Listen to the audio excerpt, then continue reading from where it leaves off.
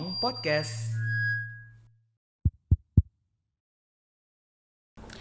Halo, jumpa lagi bersama dengan kami Ton Podcast, tentunya di RRI Fak-Fak. Dan di kesempatan kali ini kita sudah kedatangan bintang tamu kita, tentunya dari BLK Fak-Fak. Nah, siapakah orangnya? Kita langsung saja menyapa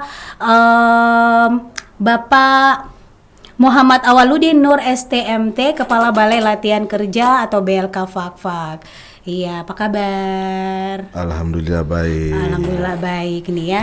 Nah, kali ini di Tompoti kali ini kita ngomongin soal melalui pelatihan berbasis kompetensi menciptakan wirausahaan ya, dan meningkatkan kualitas tenaga kerja. Nah, kalau bicara soal BLK, tentunya kan awal mula dari BLK sendiri ini kapan nih? Oh ya, baik. Jadi BLK Fak-Fak berdiri tahun 2019 lewat Peraturan Bupati nomor 20 tahun 2019. Ya, sejak 2019 sampai sekarang kami sudah melakukan pelatihan sertifikasi kompetensi, pelatihan berbasis kompetensi dengan diakhiri dengan sertifikasi kompetensi. Sertifikasi kompetensi Ya. ya.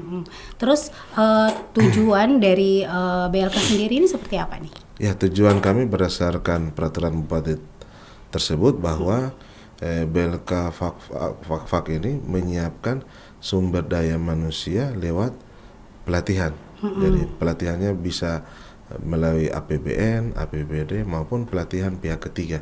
Jadi teman-teman yang mau mengikuti pelatihan di BLK ada pelatihan gratis, yaitu pelatihan yang dilakukan oleh APBN. Kemudian untuk ini kita juga dapat banyak masukan dari luar bahwa pelatihan ada ASN, ada TNI, ada Polri yang mau ikut pelatihan di BLK.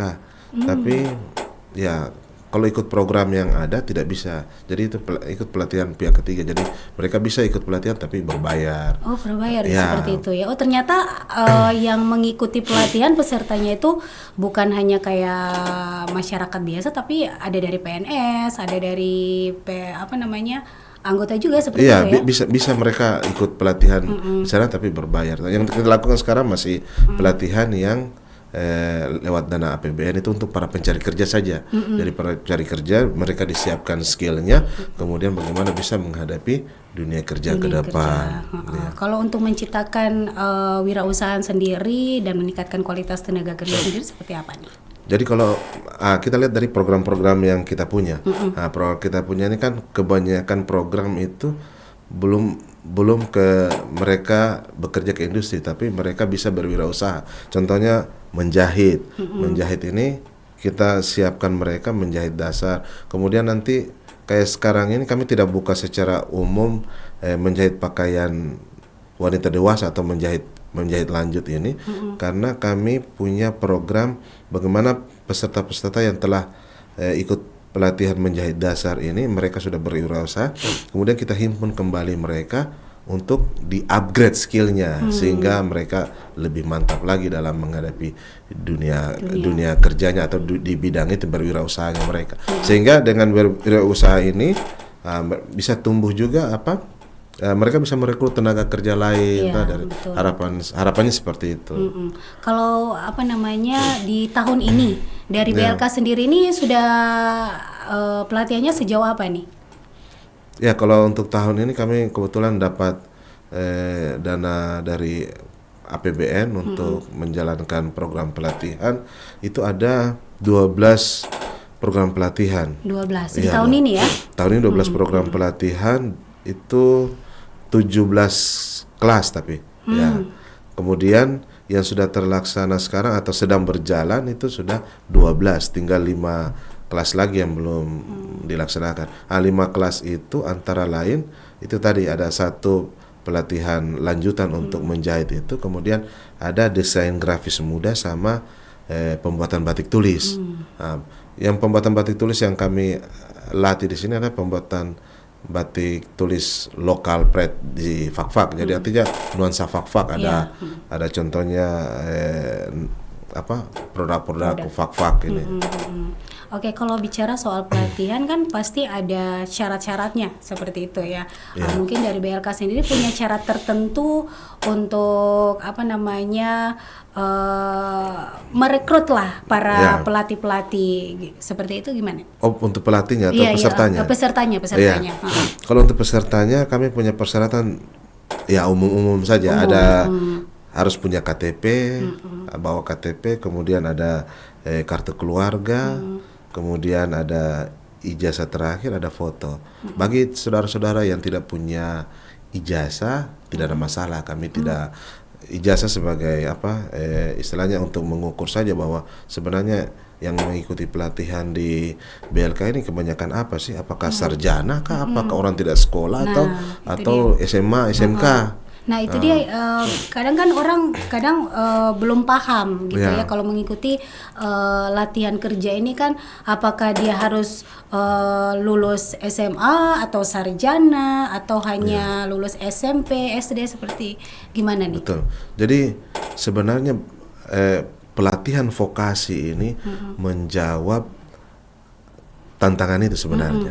Jadi saudara-saudara sekalian yang tidak punya latar belakang pendidikan formal bisa bergabung ke BLK untuk mendapatkan keterampilan.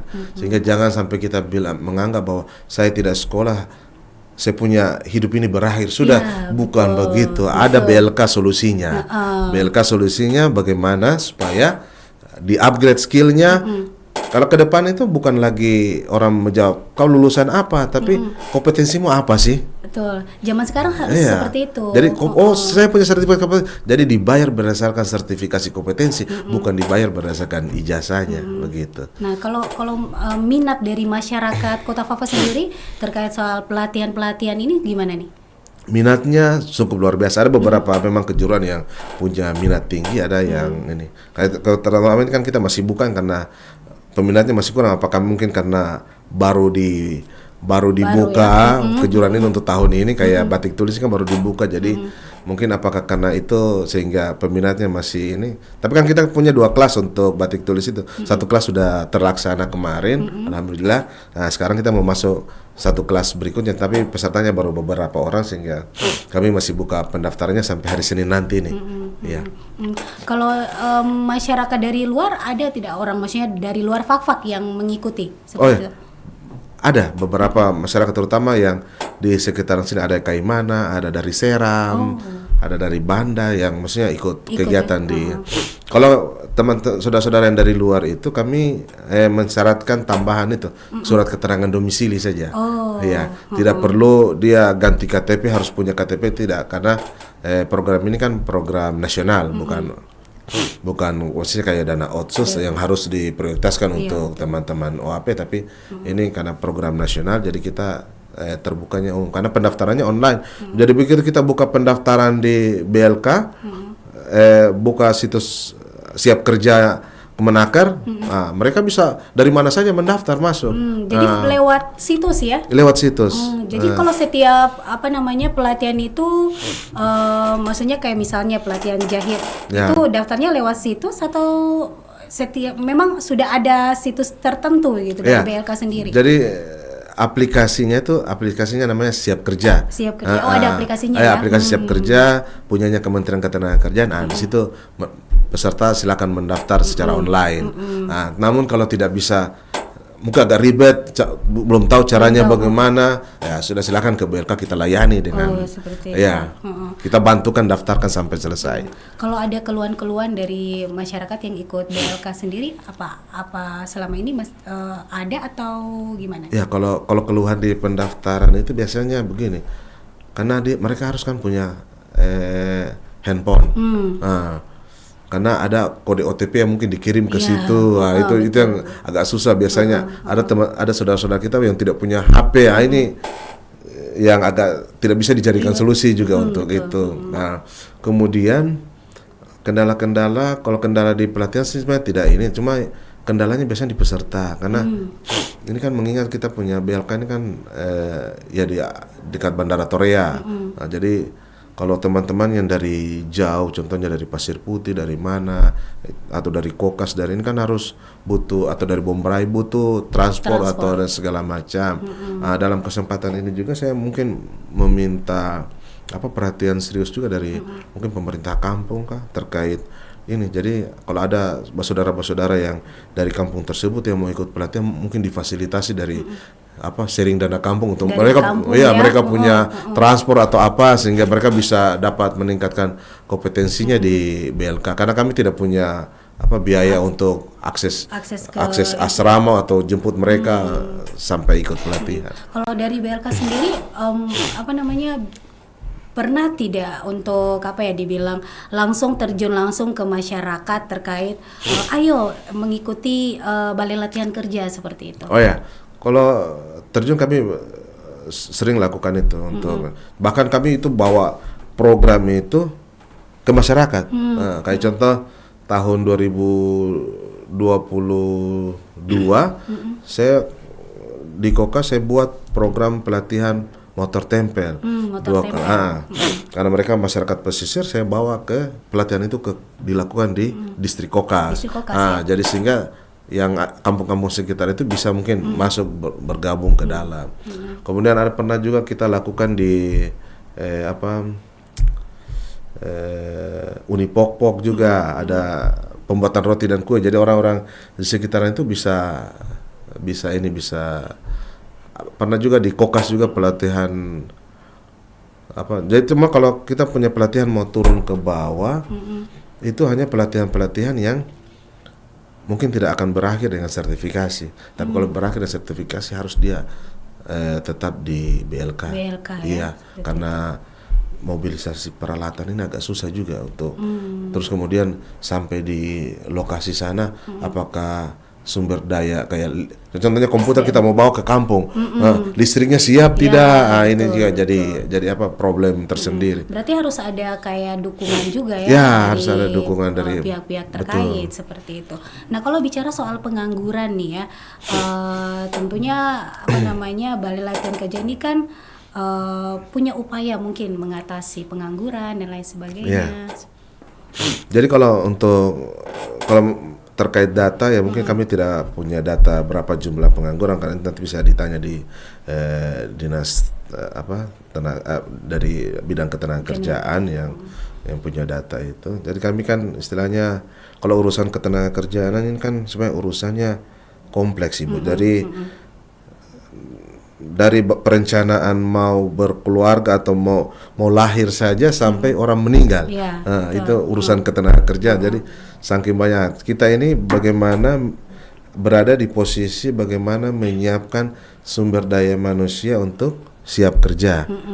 Jadi kalau ada juga bidang-bidang tertentu yang contohnya mereka yang siap menyalurkan tenaga kerja.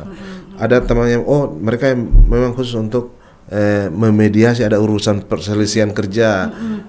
Kalau kita ya bagiannya untuk bagaimana menyiapkan SDM itu. Kalau pendapat mungkin pendapat tersendiri dari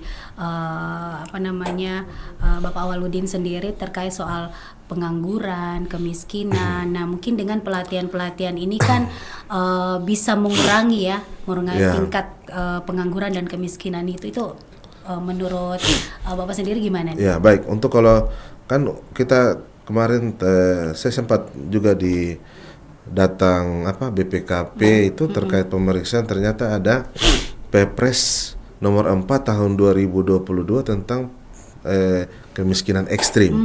Kalau dulu kita kenal itu ada cuma di bawah garis kemiskinan. Ini ada kemiskinan ekstrim lagi. Wah, itu berarti parah juga berarti lebih parah daripada. Tapi Impres itu menginstruksikan untuk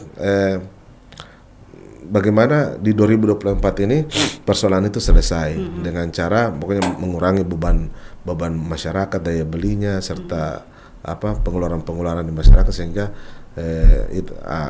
data itu kenapa ada ekstrim ini, kenapa sebenarnya itu datanya dari Bank Dunia bahwa mereka yang punya penghasilan satu hari itu $1,9 kalau tidak salah, dan artinya 10.000 lebih satu orang satu hari pengeluaran.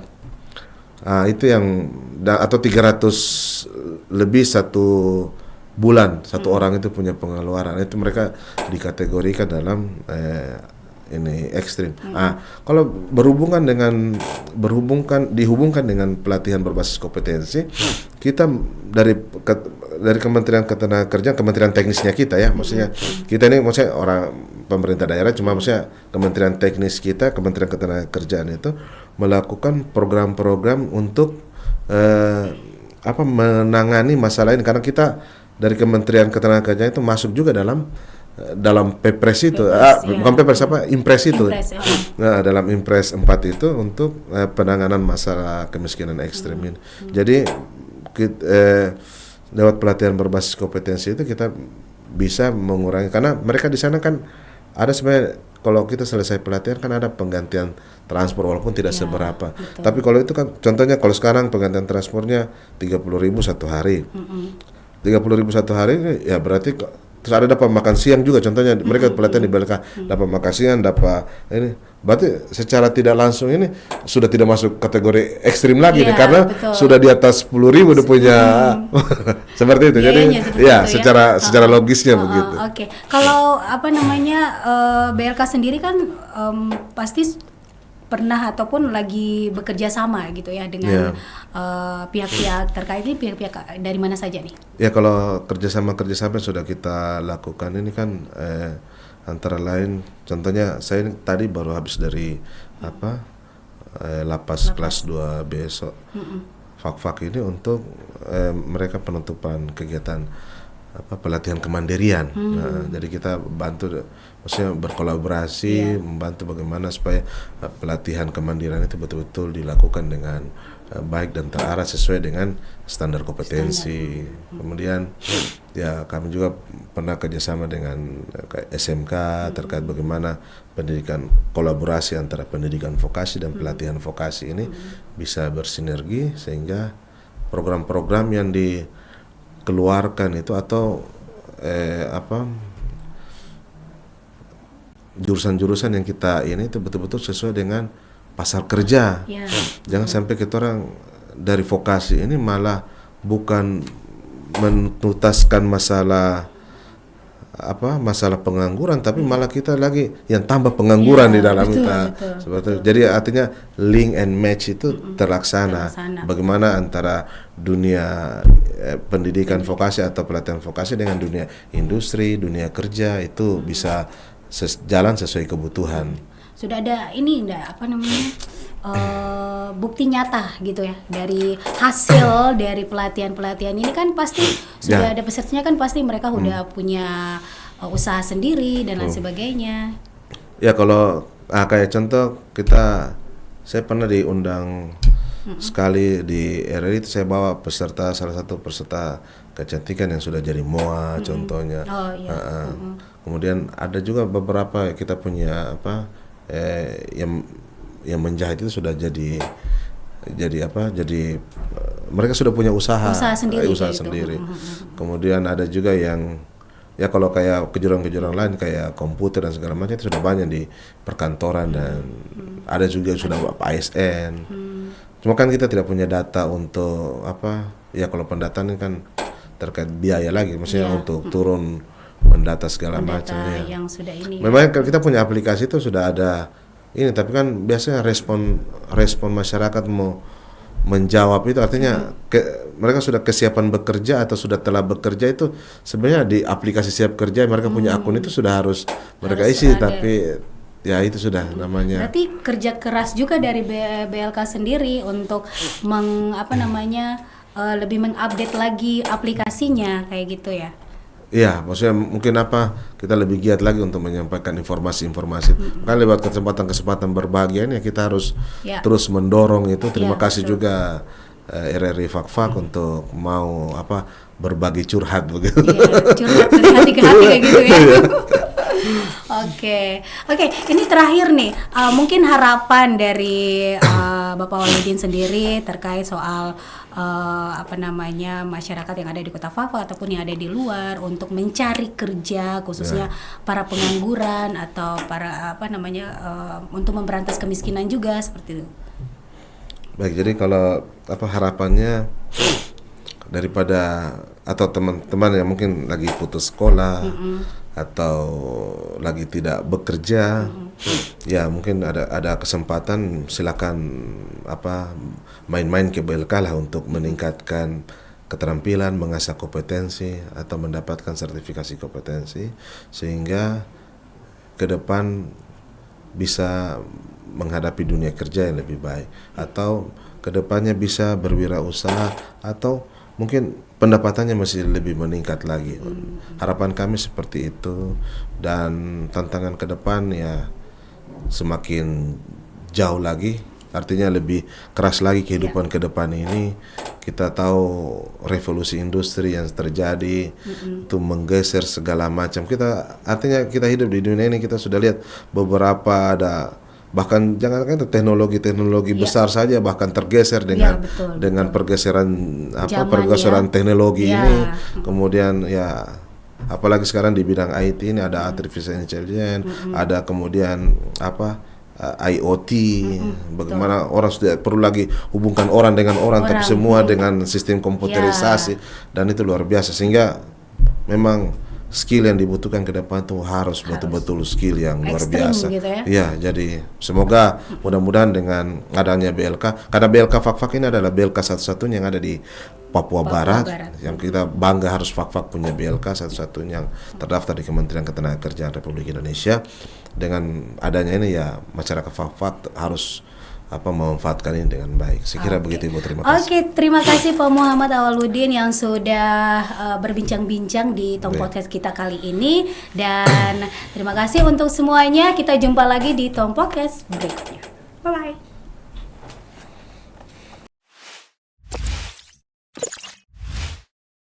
Tong Podcast.